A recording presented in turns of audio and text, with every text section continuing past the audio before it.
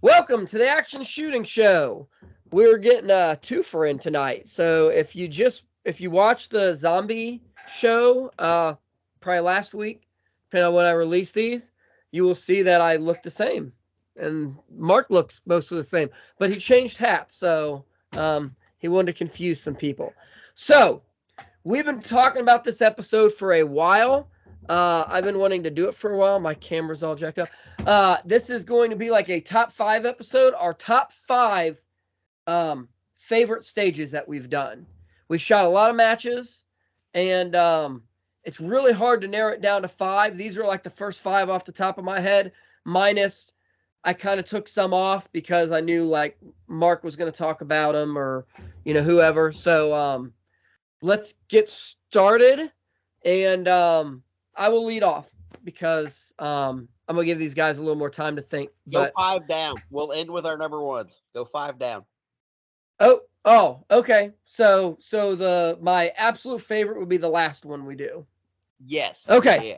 So we're just talking about Zombie. It's actually the Red Barn stage at Zombie 2019. I think I said in the last episode, I shot that whole match with a 308 lever gun. Kind of an odd gun. Not what most people would shoot a running gun with. Tiger had like I think he originally said a bolt action division. I took that as manual action because lever guns are, I think, more fun than bolt guns a lot of times. So I shot it with the lever gun. It was a long range stage. I did okay on it. It really wasn't that great of a performance, but for never having shot past 100 yards with that gun, I was nailing targets out at like 300, 400 yards. And with, I had Dave Merriman. If you've been around the 3-gun running gun, you'll know who Dave Merriman is in the Kentucky area. He was kind of calling my misses for me, lead me in. And as I'm like crushing these targets and going on to the next one, I got him back in the, behind me in my ear. Yeah, you stud, And that was it was an awesome experience to have someone. Dave's a great rifleman, and have someone like that kind of cheering you on. Just really like the spirit of the match. Excuse me. So that's my number 5 pick. Mark, let's have you go second. So I'll build on that. I don't have a specific stage in mind, but I'm going to say that Rock Castle in the Red Barn, which is also called the Tobacco Barn, had so many great stages in No. my No. No. history. No. No. Wait, no, The Red Barn Red was the Barn. long range.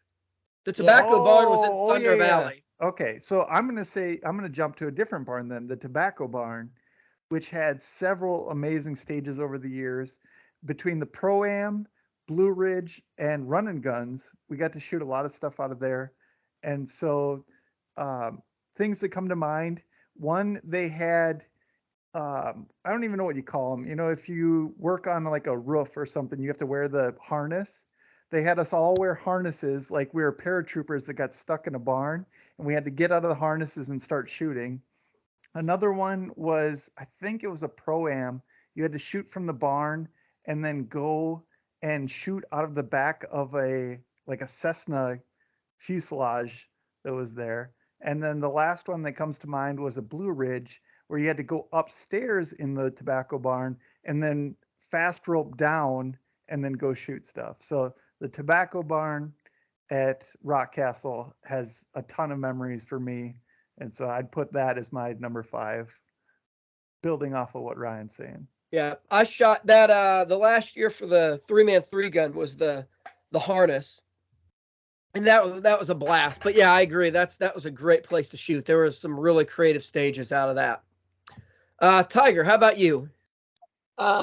So first of all, I'm going to go ahead and preface this by saying that I'm going to be a little bit arrogant. 2 of the stages on my list are mine. But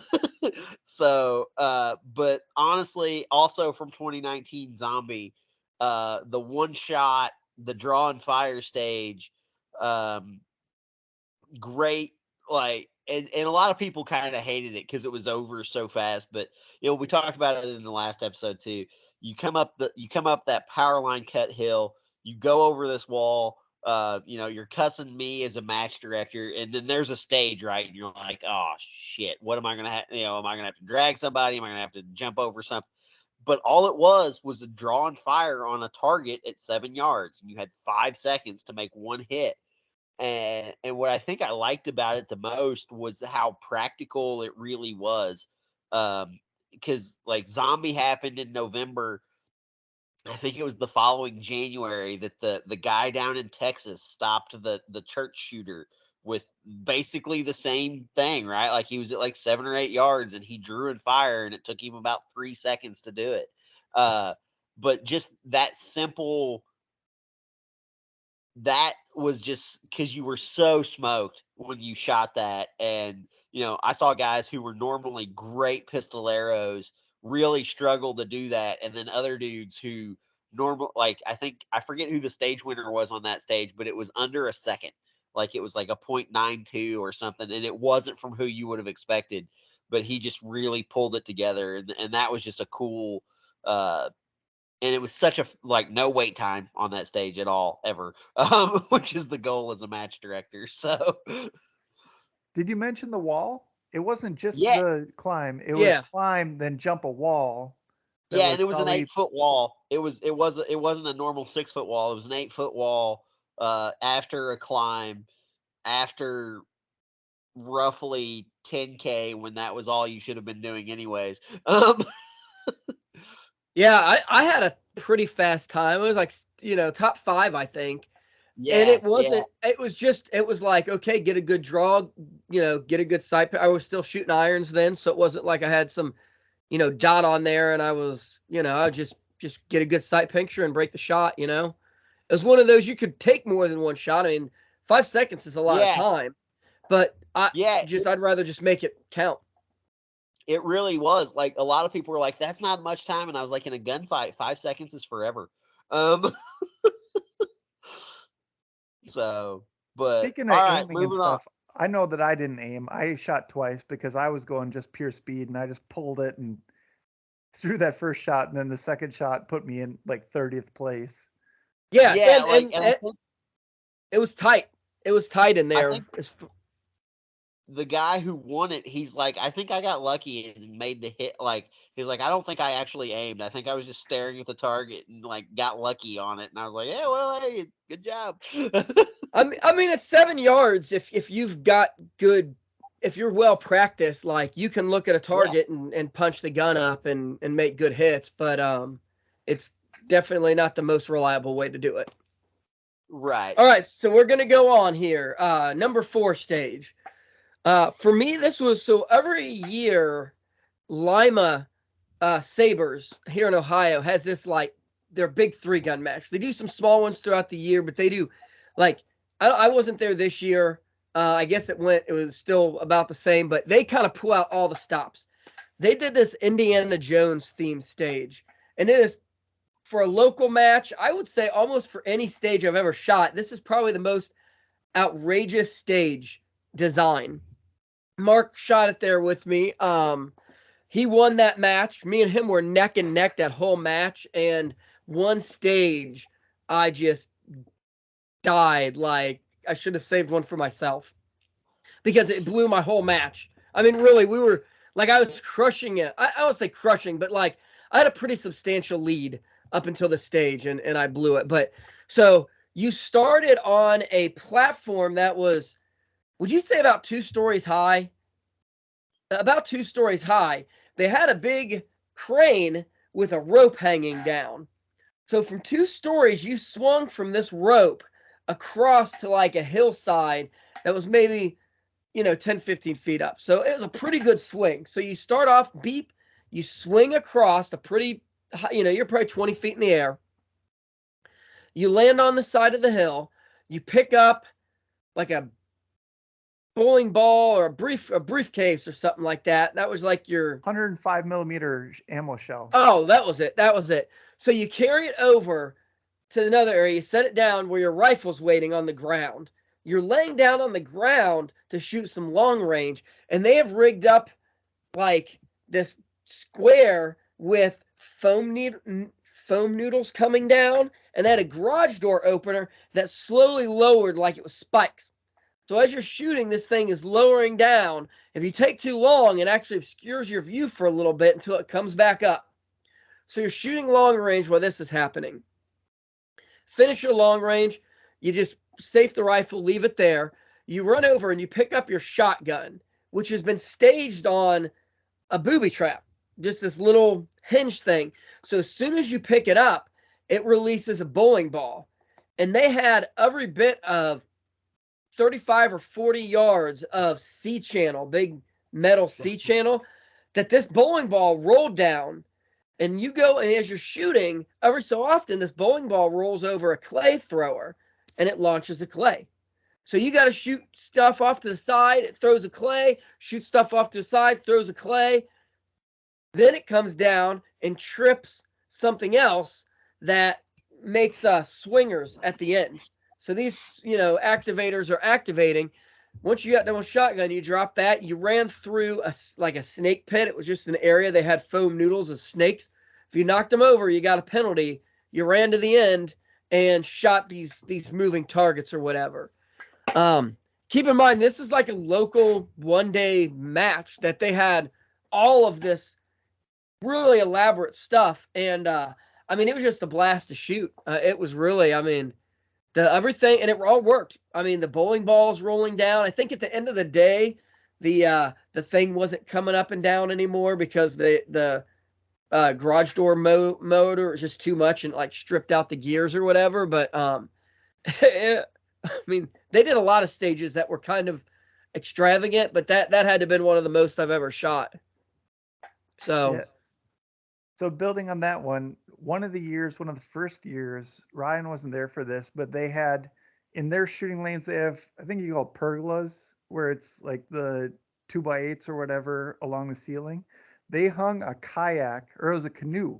They hung a canoe from those pergolas, and then they winched up the back end of the canoe, and they put the release on the winch as your paddle. And so you started with your rifle in the canoe, hitched up, and to start the stage, you yanked the hitch, and that let your canoe go, and you swung back and forth trying to shoot your rifle back and forth there. So they did have some great stuff, and I'd put that up there as one of mine. But for an easy number 4, I'm just gonna say I think we'll say the S&S Casting 400 in Indiana, a USPSA match. They used to have a blaster stage where it was just wide open paper targets, and it was just as fast as you could shoot 4, move to the next position as fast as you could shoot 4. Sometimes, I hate to say it, but those are some of the funnest stages where you just get the gun going as hot as you can and, run through those. So I'll say somewhere a tie between Lima's great stages and USPSA blaster stages for my number 4. There is something about, I call them hero or zero stages, where it's just like you just run it like a raped ape, just as fast as you can. And when you hook up, it makes you feel like you're on top of the world. And when you don't hook up, it was still fun, but maybe not so top of the world. Before we go on, because we're talking about Lima and the pergola, they've got a giant like 5-foot man pipe that they've hung that you had to shoot out of. And then 2 years ago, the last one I went to, they had that up on a like tracks. And so you were actually like a giant hamster. So like you would shoot some, and then you would have to walk this thing down the track to get others visible and shoot that, and then walk this down the track and get others. They always have really good. I was bummed to miss this year, but they've had some pretty extravagant ones. So you could put about any of their stages in my top list probably. So Tiger, number 4 for you. Number 4 for me is actually I really struggled with what to put here, but I think I'm going to go with Heartbreak 2018. So the first ever Heartbreak Stage 1. That was their long range stage that year, because you actually started in the Bay Area. They've since moved everything to the clubhouse. And I was the first runner off. RO Day. I've still got Baloo the bear. He was the first ever heartbreak bear. And you step off. It's 17 degrees because it was just disgustingly cold that year. I get to the stage and it's this long range stage, and I earned my Morgan patch that year. So I made a shot on a 6-inch plate at 250 yards. The rifle couldn't touch anything but me. I couldn't touch anything but the ground. I did go prone with it, but I kept the rifle up off of like a bipod situation. And then they had a 2-inch teardrop at 40 yards. And this was pre-Throom Day. So it's a steel teardrop, right? And they had hung it from a carabiner off of a shepherd's hook. Well, I'm shooting 6.5 Creedmoor. First shot, like that target's off into Mars, right? So Wes is RO'd for me. He's like, just hit the 100-yard target twice. And they had 5 positions and 6 shots from each position, going from 40 yards to 300. And one position was just prone, and then the next one was like a pile of rocks, and then it was a barrel, and then it was a pile of sticks, and then they had the horse that we've shot off at Legion a couple of times was there, all that, and then they had the Morgan shot before and the Morgan shot after. You had 2 opportunities at your Morgan shot, but it was just a really fun. It was kind of a cross between a precision and a blaster stage, because it was 30 rounds, but it was all kind of precision type shooting.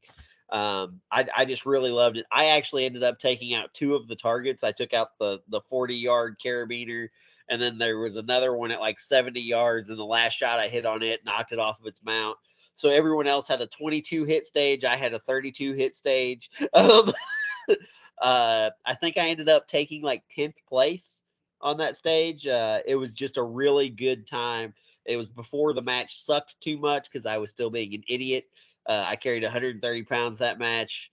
God, I was dumb. But so, I'm only like a half mile in. So it was before the match really had settled into sucking really bad.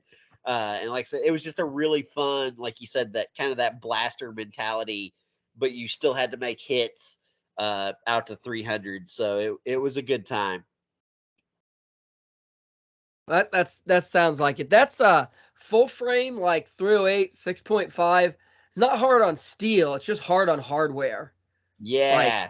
Like, it just blows nuts and bolts and hangers into pieces. Like, well, just, and I was shooting my reloads for the RPR, which I've since calmed them down a little bit, but at the time I was slinging 147s at like 2,900 FPS. Bubba's piss hot. Oh yeah, like Yeah. I was not like, I was blowing primers out left and right, doing that kind of dumb shit. I was like, let's add another grade.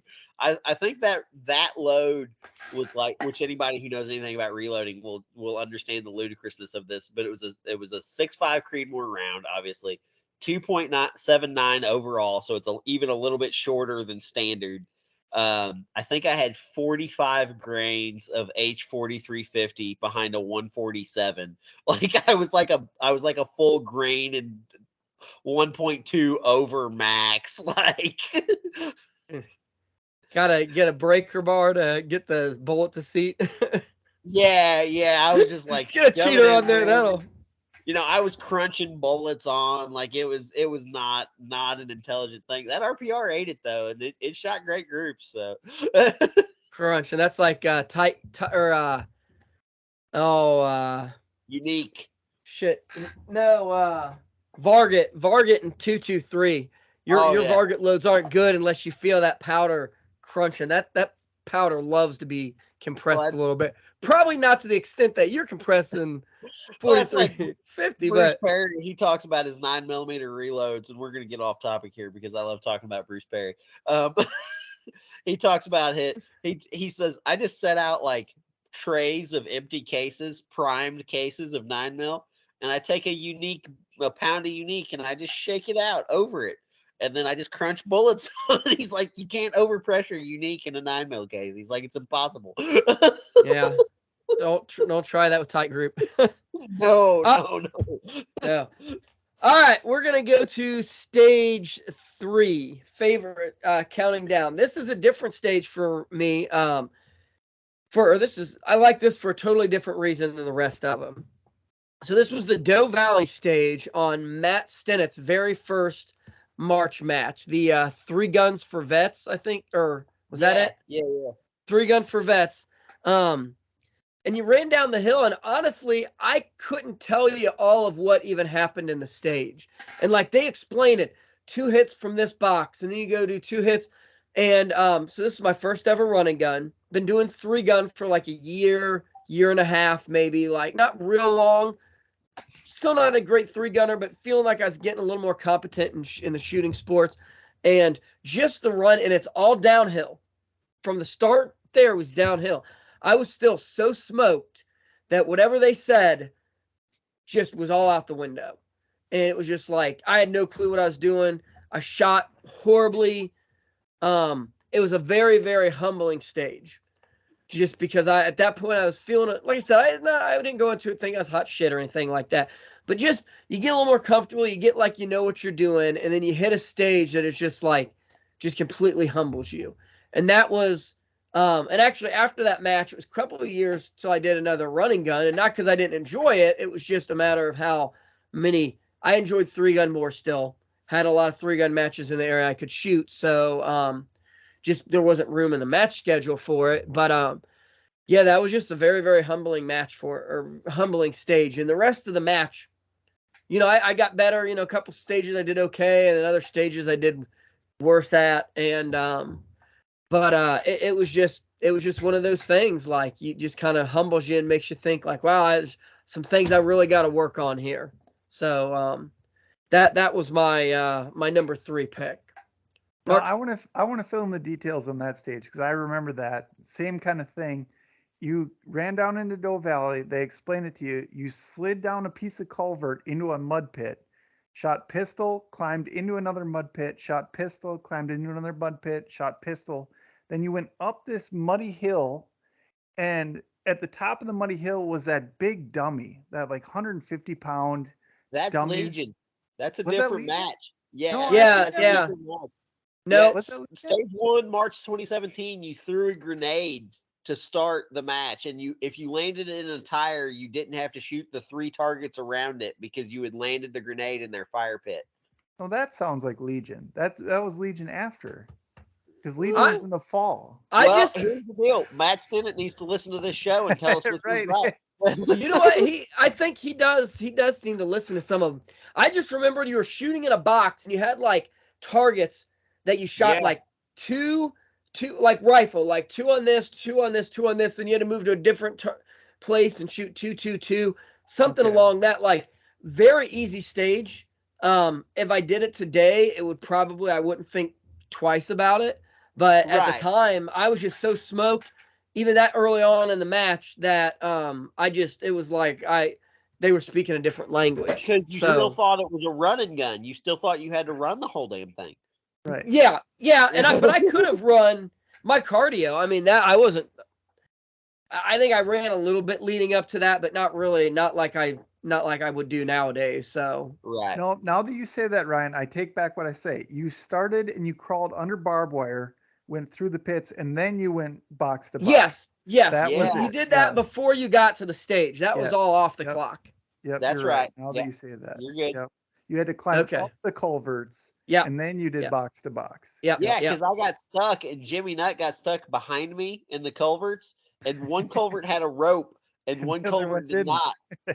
And I was stuck in the culvert that had a rope because again, I was a freaking idiot and I was carrying like 109 pounds.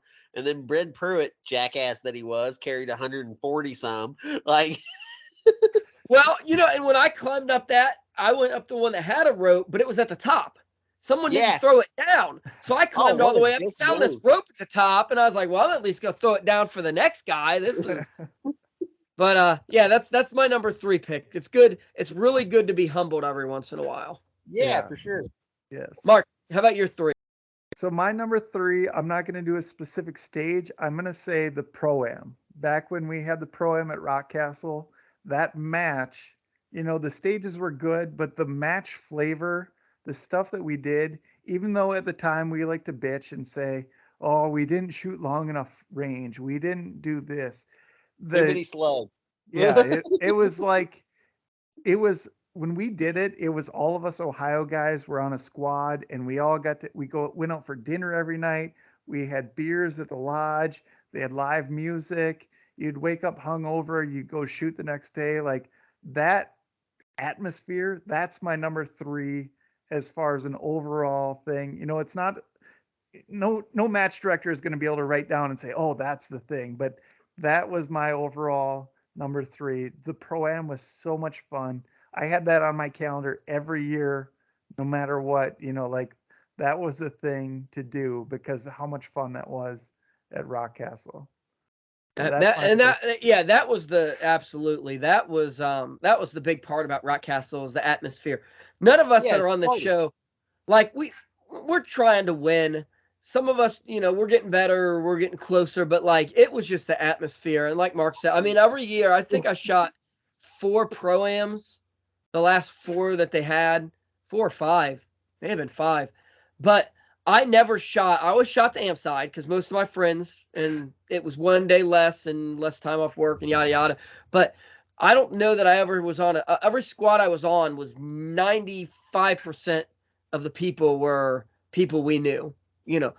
Either local people or it was people from Kentucky that we had shot with. Friends with. It was always just this big group of friends, and it was just a blast. Like you said, I mean, yeah, the first year I didn't know what was going on. It was just all these local guys that some of them had shot it before, and it was just a like Mark said, it was just a great time. So, yeah, that's what you missed most about Rock Castle was the atmosphere there and doing that, and grabbing beers out in the parking lot and heading down to the Mexican restaurant or wherever, going to get hibachi or whatever it was. So yeah, that's a good memory for sure.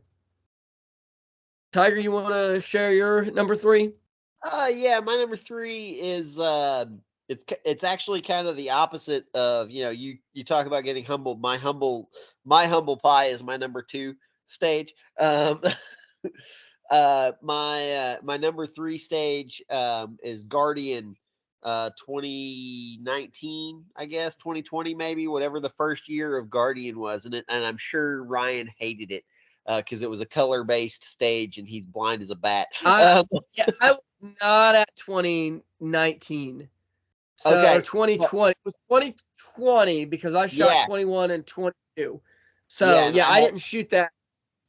Okay, so but anyway, so the setup is you were supposed to, and we talked about this a little bit in the last match. You were supposed to see like a sign in the woods that like had the colors in order of what you were supposed to shoot when you get to this VTAC board, and it was twin VTAC boards, and you had to shoot them in order of paint color around the ports. Okay, and it's just one target out there, 50, 75 yards.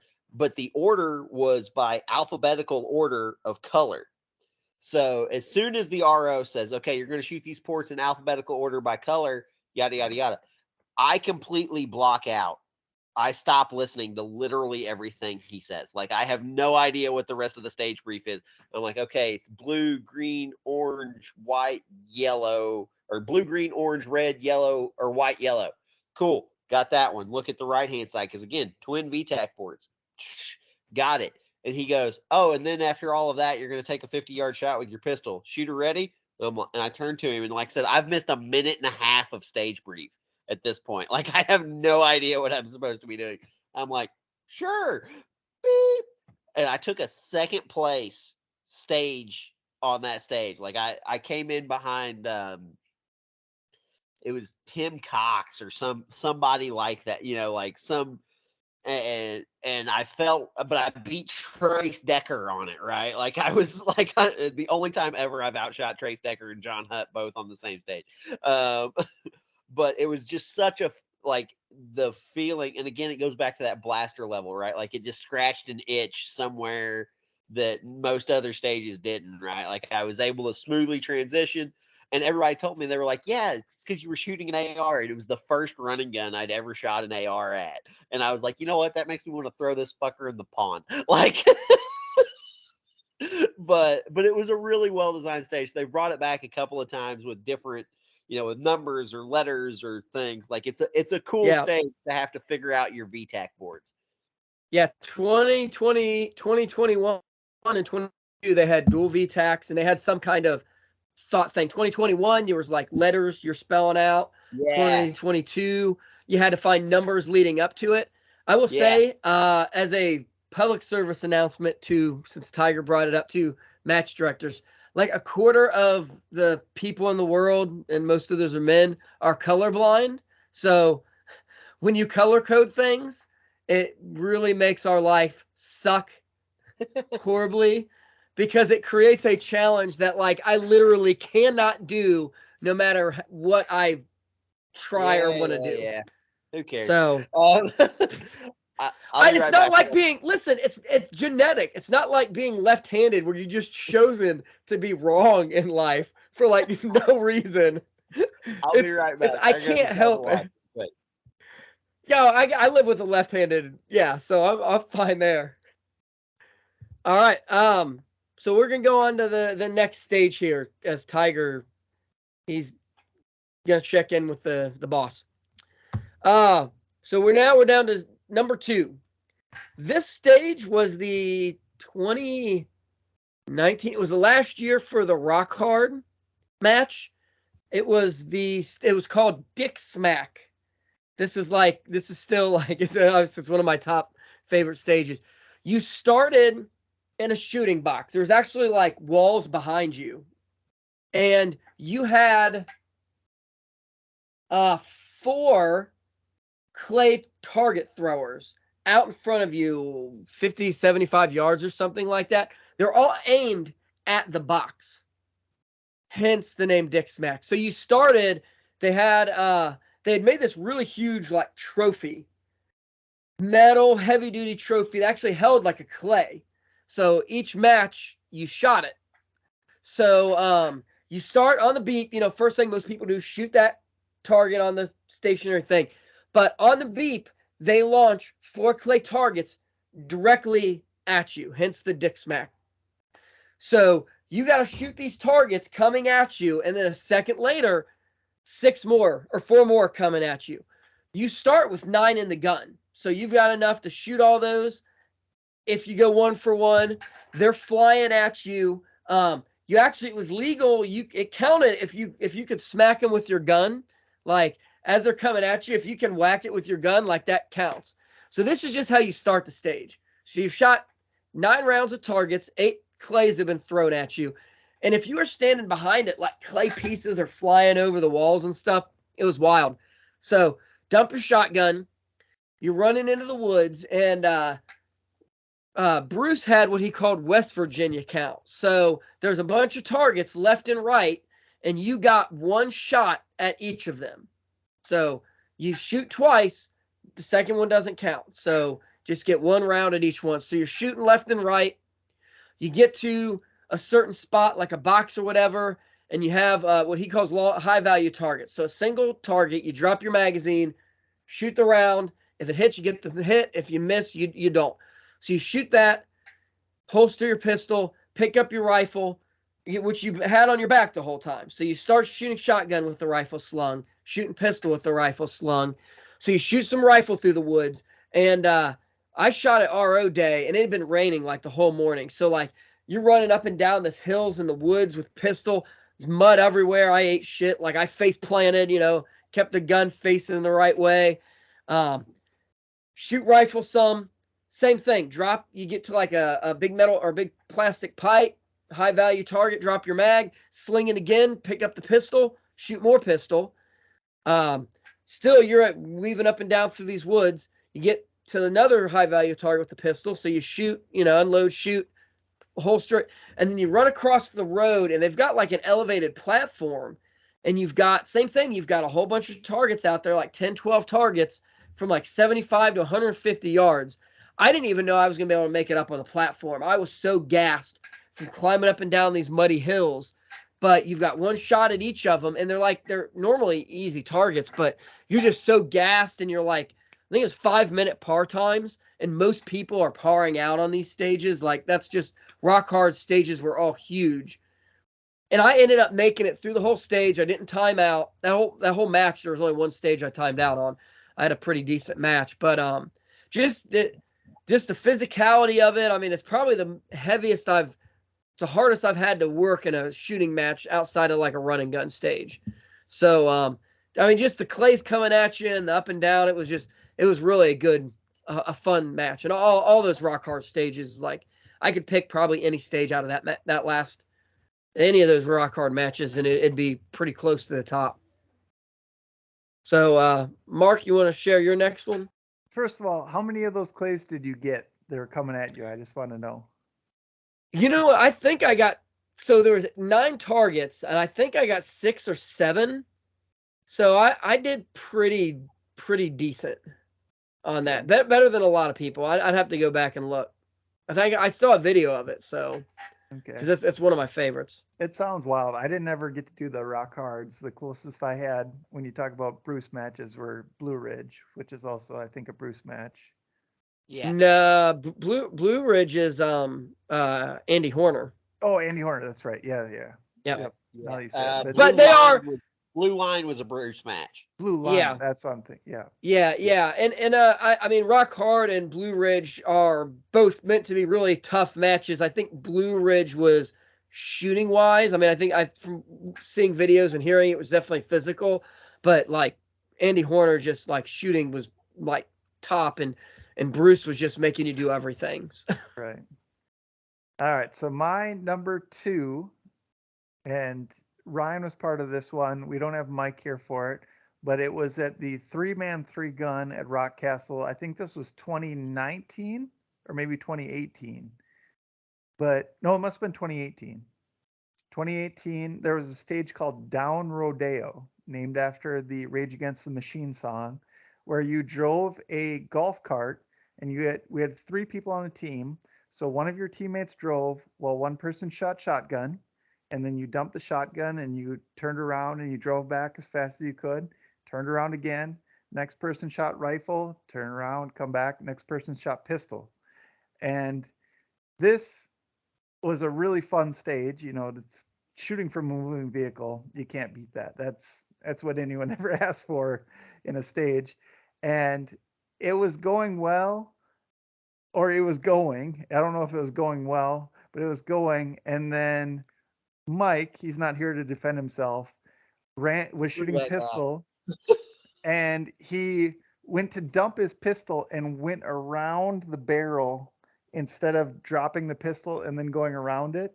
And by doing that, because you guys kind of overshot where he was planning on getting off. Right. So he had to run back, and by going back, if you can see in the video, he broke the 180. And so we ended up DQing from the match, which sucks. You know, you can't say your favorite stage is one that sucks, but it was such a fun stage, even though we DQ'd, because we still all got to shoot. And now whenever I hear on the radio or on the Pandora mix or whatever, Down Rodeo, it comes up from Rage Against the Machine, I think of that stage, and it just makes me happy, because going back to what we talked about in the previous episode, team matches, you cannot beat them. You know, when the 3 of us drive down there together, we're going through all our gear together, we're shooting together, and then we have just such a small mistake. You know, it was no big deal for Mike. He was not unsafe in any means. He was pistol down in the dirt, but it was just, as he turned, it was too much. And so little mistake like that kind of got us kicked out. We did great the next year. We came back and did a lot better. But that match, just that fun stage, and then that song comes on, and I just think about that stage, and so that's my number 2. And that's Mike's only like DQ ever, because we've talked in others. Mike is one of the safest gun handlers. I mean, he really is. And as Mark said, like, it was facing down. He was never pointing a gun at someone. It's just that, like, the way him and his body came, technically, like, everything's up range. Even if you're pointed down at the ground, you're still kind of pulling it up range. And we had shot that stage the year before as a team with another partner than Mark, and we shot it a couple years afterwards. And it was like it was always a good stage. I mean, we really had fun. And but we never let Mike live it down. So that's the other thing about it is when you do that. And it was really nice. The Bryans, Brian Ray and Brian Vaught, what they did is they let me and Mark continue shooting for the day, and we just had to pick up an extra teammate, which was still fun. And we weren't, we had fun. We weren't in it to win it or anything. Except I think up to that point, we actually like really done well. Like before that happened, we had a pretty good chance of putting a pretty high finish up. But it's still the other thing too is like we can't punish Mike as hard as Mike punished himself. Oh no, Mike felt so terrible, and we told him from minute one. Yeah, Mike, we're not upset. We're having a great time, and but he but he still bought us. Yourself. He still bought us Dairy Queen. We had dinner on the way home. So that story about that. So that's 2017. That's 3-man 3-gun 2017, and the only reason I know that is because it came in the June or July, whatever it was, after the March match, right after the first Run and Gun east of the Mississippi. And you guys, Mark wasn't even a part of our group chat yet. It was me, Ryan, Mike, Matt Stennett was in the group chat at the time, and Stephen Roach was in the group chat at the time. And Ryan posts a picture of you three at Dairy Queen, and I was like, and Roach is like, "Oh shit, I'm sorry. What the hell happened?" And like, I remember this whole outpouring from Mike. Like, he felt so bad. Like, we did not like Mark said, we did not care. Like yeah, right. Like Ryan was like, "Mike, it's fine. Like I had a good time. It's no big deal." And Mike just like a teenage girl in a movie just kept pouring out like all of these apologies and stuff. And I was like, "Oh, that's why we love him." I'm going, holy shit, what kind of people have I gotten involved with? Like none of us are unsafe with guns, but like if you were gonna put money on like that match, who was gonna DQ? Mike would have been the last person you would have put money on. I would bet on 100 people before I would bet on Mike Ford DQ. So yeah, you'll have that. Tiger, number 2 match or stage for you. Number 2 stage is my version of the humble pie. It is Matt Stennett's Rifleman's Quarter Mile stage. March 2017, which he ran it 2018 and 2019 too. Like he ran it every year at Rockcastle. It was in the Powerline Cut area. And for those of you who don't know, it's 2 hits on 8-inch or 10-inch plates. I think he used 8s for the 100 yards. 2 hits rifle at 100 yards from the standing. 2 hits from the sitting or kneeling at 200 yards. 2 hits from the prone at 300 yards. And like I had prepped for this stage. This was the whole reason I'd carried the bolt gun. I shot a bolt gun the whole damn match so that I could hit that 300-yard target, because my only other centerfire rifle at the time, literally in 2017, I owned 2 centerfire rifles. I owned the RPR and a bullpup AK, and I knew in my heart that bullpup AK was not going to make that 300-yard shot. Like, and he had left-hand shooting too, and I felt like bless. Like I felt like keeping all of my teeth, so I wasn't going to shoot my bullpup AK left-handed. And I show up RO day, and at this point, I'm muling. This is again the match I carried like 110 pounds or some dumb ignorant crap. Get the smoke the standing, which with a 22-pound RPR was a feat in and of itself. Hit the sitting. I went to kneeling first, which is a terrible decision. Go to the sitting. It's much more, it's a lot more stable.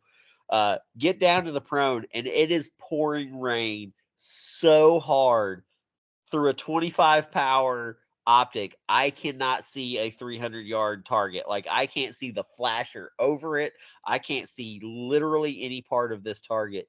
And it really hurt my soul to not finish this stage. Like I took a couple of pot shots at 300, just like hoping that I would hear steel ring, like it's kind of like sound shots for deer hunters. Like, you know, when Fudd say, "Oh yeah, I heard the deer, so I shot at it," and I was like, "You didn't see it first?" You know, like that's what I was doing. I was just shooting into the void.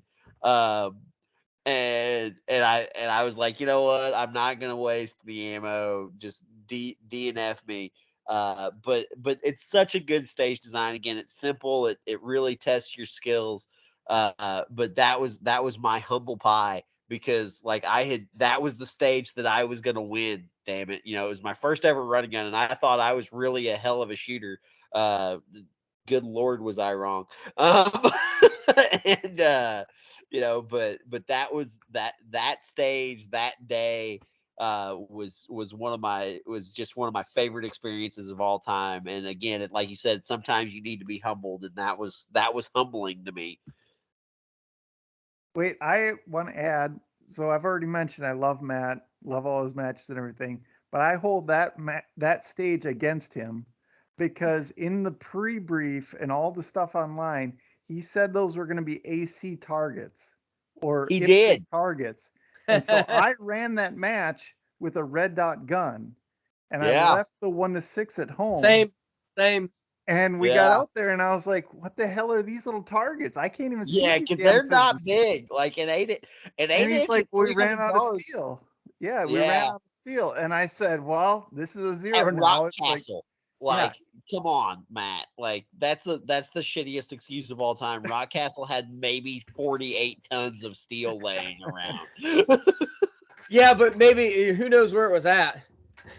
Buried in a Yeah. pile out near the bathhouse or something. I still maintain I should have stolen the Kubota off of the golf course. They had a Kubota like 25 horse tractor behind the clubhouse that didn't run for the last like 7 years. And me and another guy talked about stealing it literally every time we got drunk at the the bar up there. Marine wish gonna Marine. because I guarantee you it's still there. Yeah, it's probably in a yeah. Rest in peace, Rock Castle. All right, so now we're down.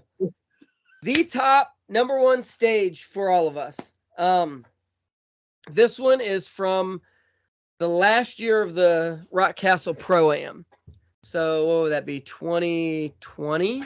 Yeah. No, 2019. 2019. Yes. Yep. So 2019 was the last match at Rock Castle. Yep. So I forget what stage number this was. This was in like the golf cart graveyard, I think they called it. So you started in a deer stand, low ready or something. I don't know if you were seated or I think you were just standing up. They had a couple targets at like 125 yards. So shoot through the window, hit those targets, dump your gun, come on out, your rifle, you pick up your shotgun, and you're kind of moving along. They got a bunch of golf carts all over the place and a bunch of knockdown steel targets. So you're just working your way across this line, shooting targets, got to reload. You know, there's enough of them, you have to load your shotgun a couple times, which is a skill that I'm pretty good at. And so you're working your way across. Finish up with that. You dump your shotgun, you draw your pistol. There's some steel. Starts off just on your left, kind of on your right. It's fairly big steel stuff you can kind of hit on the move. And then as you come around the corner, there's a couple more on each side. Then you hop into a golf cart. And from the golf cart, you've got a plate rack. So not anything like spectacular as far as stage design wise. But this whole match I shot just not well. Like it was a 70% match, you know, where like the whole 2019 I've been shooting amazing. I mean, I've been shooting some of the best I've ever shot. And it comes to this match and I could not tell you, I wasn't like putting a lot of pressure on myself. I wasn't missing a lot. I wasn't just, everything was off the mark by 10, 20%. Couldn't tell you why, couldn't change it. But this stage, I hooked up, I crushed it. I had a stage win. That's probably the best stage I've shot in a major, you know, best. So it was on the AM side. I beat open shooters. I mean, I beat the next closest guy, which may have been Mike Ford, by like 2 seconds or something like that. So it was a pretty substantial win at a match like that. And, watching back, like, I wasn't 1 for 1. I missed some shotgun, I missed some rifle, I missed some pistol. I just did everything kind of to my ability, or close to my ability. Shot well, moved well, hit things on the run with pistol, and so just being like, I guess, my best placement at a major 3-gun match. I've had some. I don't know if I've had a stage win at a running gun. I have to look back, but I've had some top 3, top 5 regularly enough in running gun, but never, at a big major 3-gun match like that. I mean, even the amp side was pretty, stacked as far as, like, there were some good shooters on the AM side, so it was not a soft win by any stretch of the imagination. So that's maybe my number one stage, just because, for the last year of the pro am, I at least went out with one stage kind of, on top. Mark, how about you? So my number one is technically not one stage, but it's the combination of every time that I ever got to shoot in the cave at Rock Castle.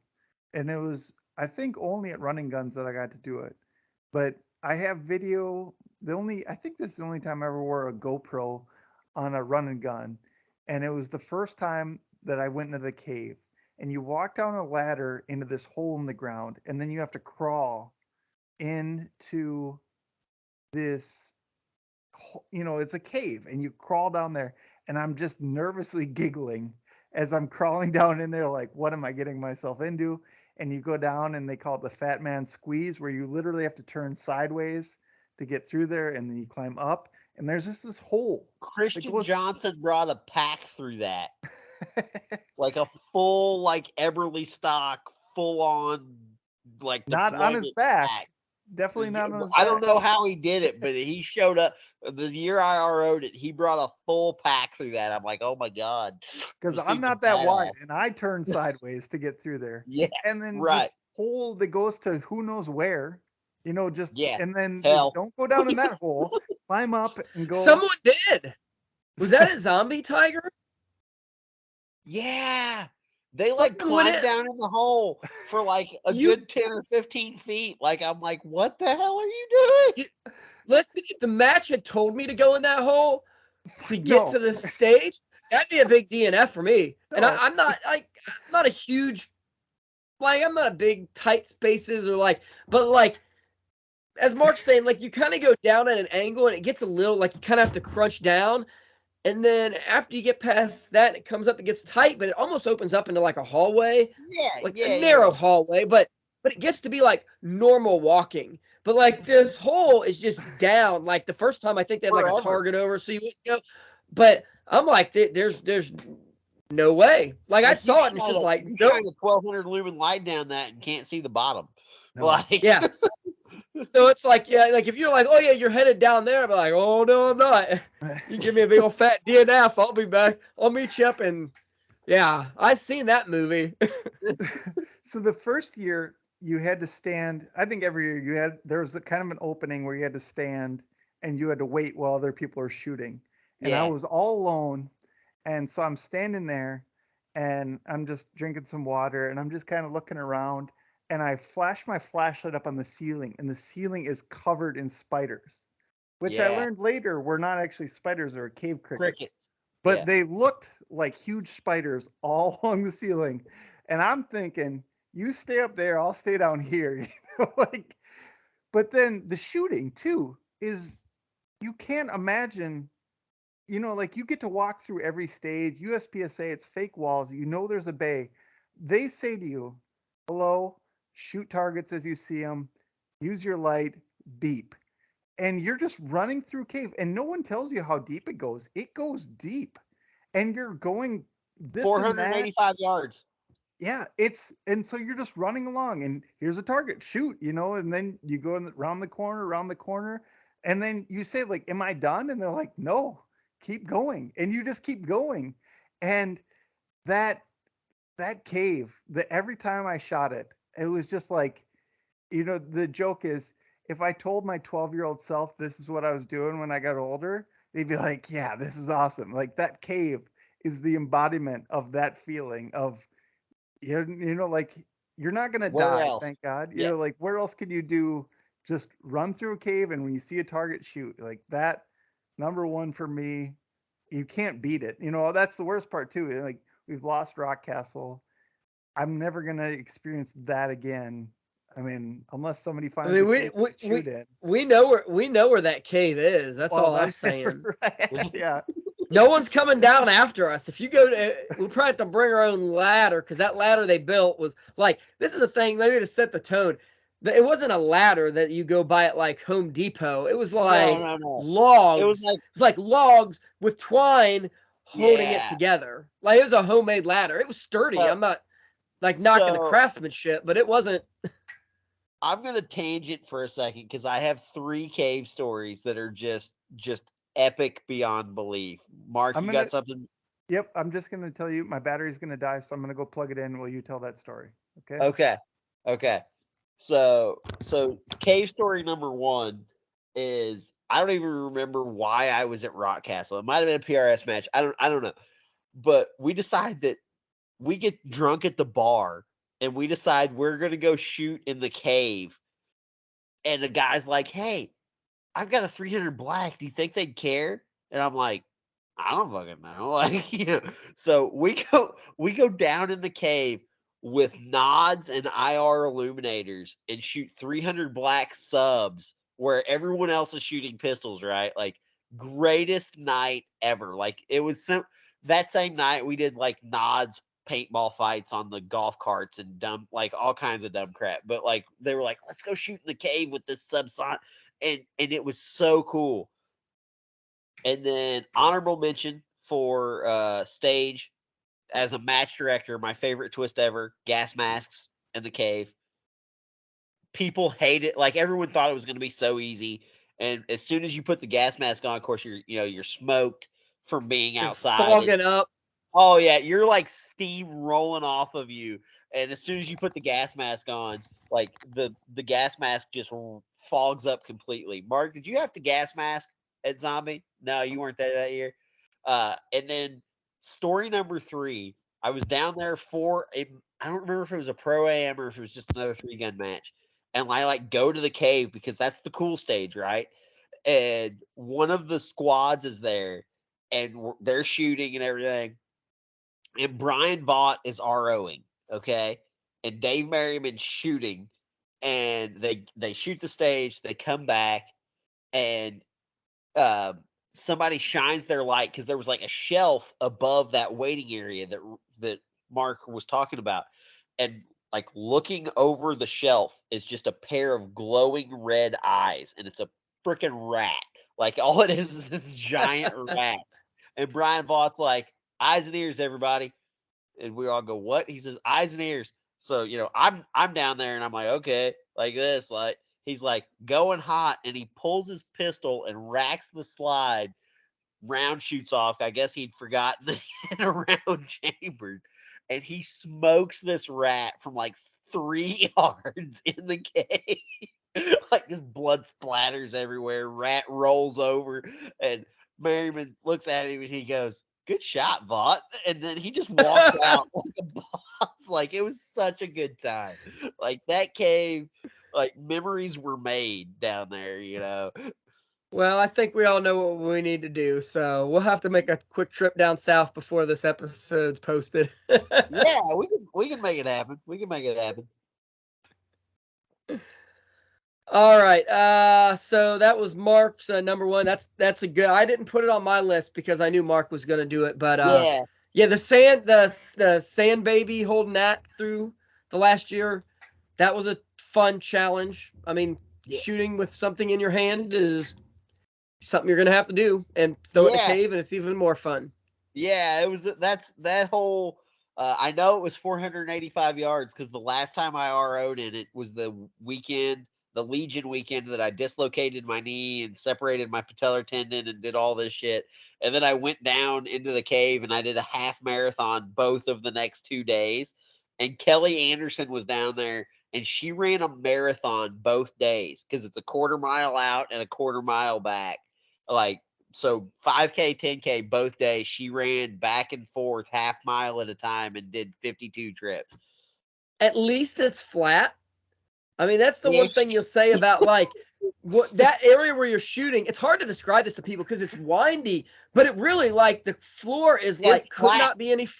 It's Yeah, it's like flat a and hallway. smooth. Yeah, it's flat and smooth, and like the walls are, good 3-4 feet wide. I mean, you're not, Yeah, but it's and just it is. It's like a hallway. you could absolutely also tell the difference between gun competitors, 3-gun competitors, 2-gun competitors, gamers, gamers if you want to call them that, and people who were used to hunting for men in urban environments. Because like at Legion, right, we get 5th group guys and they would be like pieing corners and doing this and that and the other. And then you get a guy like Mike Ford who's literally sprinting shoot box to shoot box, right?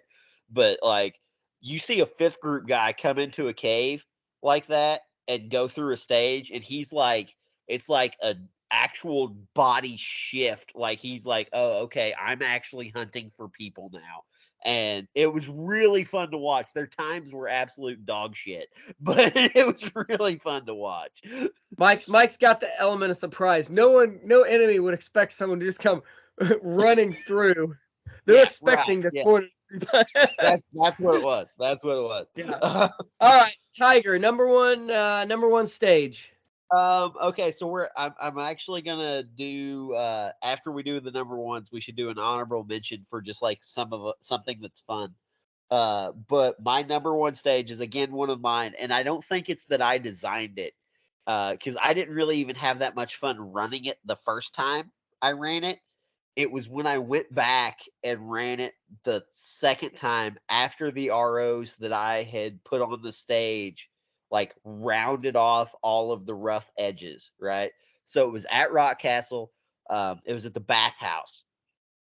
And the stage was you had like 7 pistol targets at like 15 yards. They were all pretty good sized plates. So that was kind of a speed run. And then you grabbed your rifle slung and you went up on top of the bathhouse and you had like 5 targets out this little shooting lane out at like 75 yards. And then you ran over to the edge of the bathhouse, and I had 3 paper targets. One was literally at the edge of the bathhouse, one was at like 5 yards, and one was at like 7 yards. Okay, so but each of those took 3 rounds to hit. So you shoot the pistol, you run up on top of the bathhouse, you clear the steel, and then you run over, and it's bam, bam, bam, bam, bam, bam, bam, bam, bam, like you're shooting off of a building straight down. And the 3 ROs I had on it were Bart and Jordan Carson and then Todd Benuse. And like whenever I went back and ran it with them after they'd kind of explained like, okay, here's how you want to move, here's what you want to do. It was just such a fun and dynamic stage that it really sticks out in my brain. And then I watched like Todd Benuse shoot it, and somebody who's actually a good shooter and actually an athlete, like go through all of these motions, right? Like, because whenever I do it, it's like bam, bam, bam, bam, bam, bam, and then he gets up there and he's like smoking stuff. And then of course Dave Merriman calls me as soon as he finishes the stage, and he calls me a Grant hating bastard because I put 9 rounds of targets. He's like, you mother, like. So it was just, it's one of the most fun. Like Scott Kiefner asked me for my favorite zombie stage of all time last year because they've talked about doing some like bringbacks. I'm like, if you could recreate that feeling, right? Like climb up on this, and the bathhouse roof is like buckling under you because it's not been fixed in 30 years.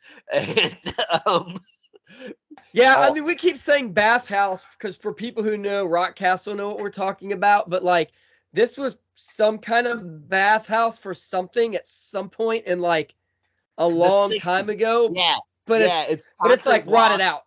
Yeah, it's concrete blocks. Yeah, concrete block with plywood. like yeah. The fact that they let me have people climb up on top of it just boggles my mind now because nobody fell through. Like we shot a pro-am, I think, where we climbed onto the roof or something like that. So yeah, I mean they let a lot of people do a lot of sketchy stuff there.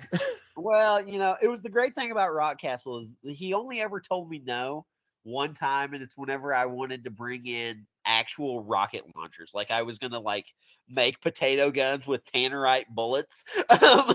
And he was like, we can't do that. And I was like, He's okay, like, all right, you've hit the Marine level. Let's bring yeah, it back down. bring it back down, dial it down a little bit.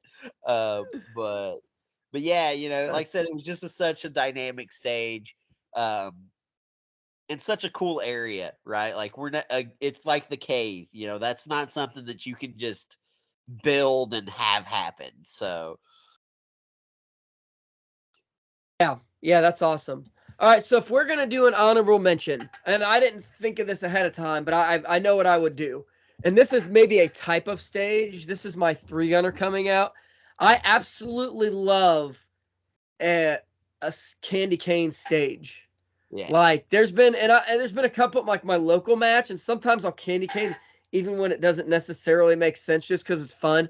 But like when you've got a stage where it's like I got to hit this and this, I've got a makeup shot here if I need it, and if I do this, and then I'll load 2 birds and a slug, and I'll shoot bird, slug, bird, and you just got like, and you can like crush. Like there's been a couple of them where it's like literally like a 13-second stage or something like that, where just the whole time it's ba ba ba, you're running here, ba ba ba, and you're throwing a load in, and like when you hook up on one of those and hit every target, and because a lot of times I don't know how everyone candy canes. If I'm getting really aggressive with like a candy cane with like birds and slugs, I'll have like a backup plan built in. So maybe it's like I've got one bird shot here, and and then I'm going to go to my slug, but there's another bird here. Maybe I'll go bird shot, and if I miss, I've got that, and I go here. Or maybe it's bird, and then slug. If that makes sense, you're giving yourself an out if you have a miss somewhere in there, or you've got a plan for a miss. But when everything hooks up and it's just boom, boom, boom, and you've got like 17 different shots in 13 seconds, and they've all hooked up. Like that's kind of like Mark's blaster stage, USPSA blaster stage. Like everything hooks up and your plan went perfect and you just crushed it. That's always an awesome feeling. So Mark, you got any kind of honorable mention? There's so many that I'm thinking of that I can mention, but going back to the blaster, I already said blaster, but then you brought up one, and it's a Ryan Dixon stage, so I don't want to stroke his ego too much. But he had a blaster stage that he called Instagram Hero, and that was a 3-gun where it was just a sea of rifle, and you dump the rifle and you immediately pulled a shotgun and just went to work with the shotgun, dump that, and then pistol. And that one, of all, I don't video my stages very often, but of all the videos that I have that I watch when I'm bored, that's one of them where it's just like tut tut tut tut tut tut tut, tut, and then pop pop pop pop with the shotgun and just pistol as fast as you can rip it. And so, what we're kind of separating out is there's the technical stages, and then there's the stages that make you feel good. Ryan said his favorite stages maybe wasn't his best stage, but he won it. That feels good.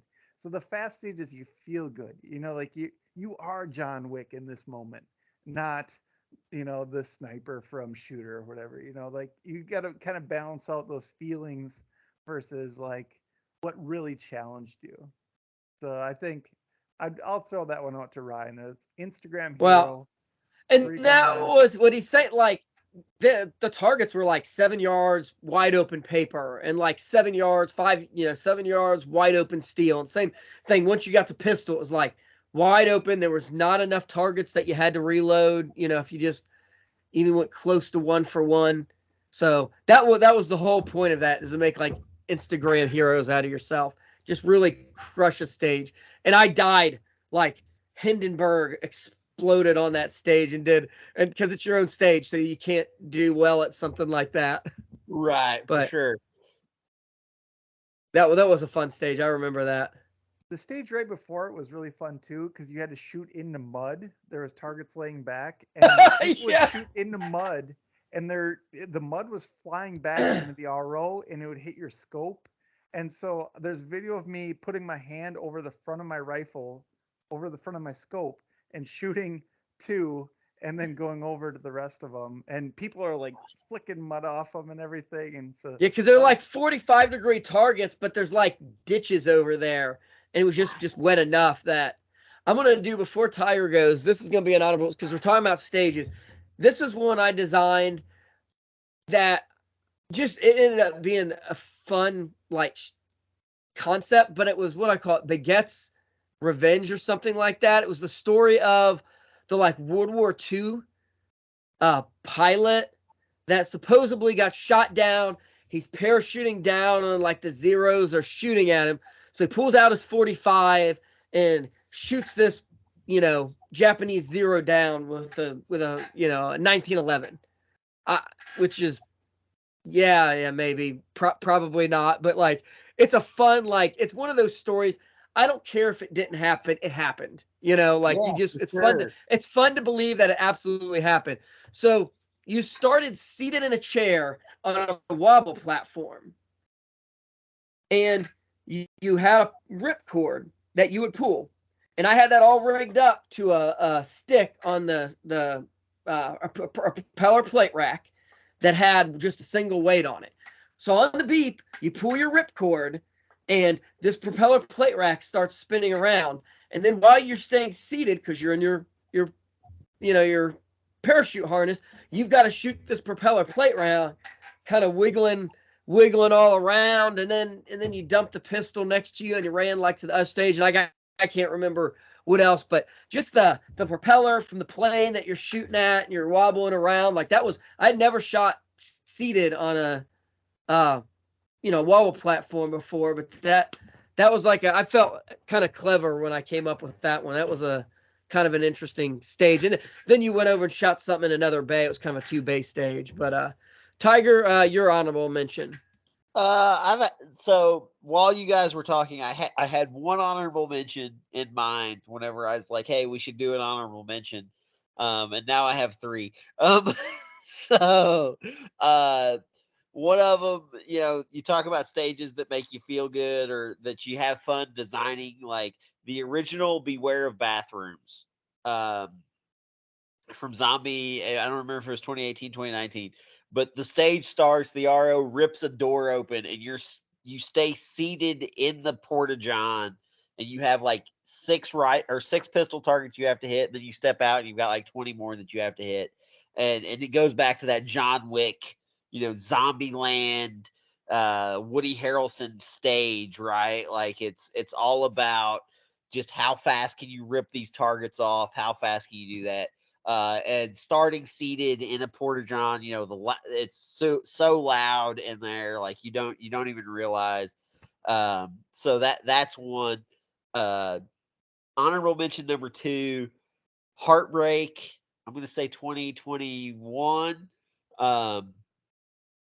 It was their long range stage, and I did a thing to prove how poorly designed the stage was. Because the whole thing with Heartbreak is they do penalties, right? Failure to neutralize, and it's only failure to neutralizes. And you can quit at any point in the stage. So the stage was you have like 8 pistol targets, and then you run over to rifle position 1. You have a 100, 200, 300. You run to rifle position 2, 100, 200, 300. Run back to rifle position 1, 100, 200, 300. End of stage. So you have like 8 pistol targets, 9 rifle targets, right?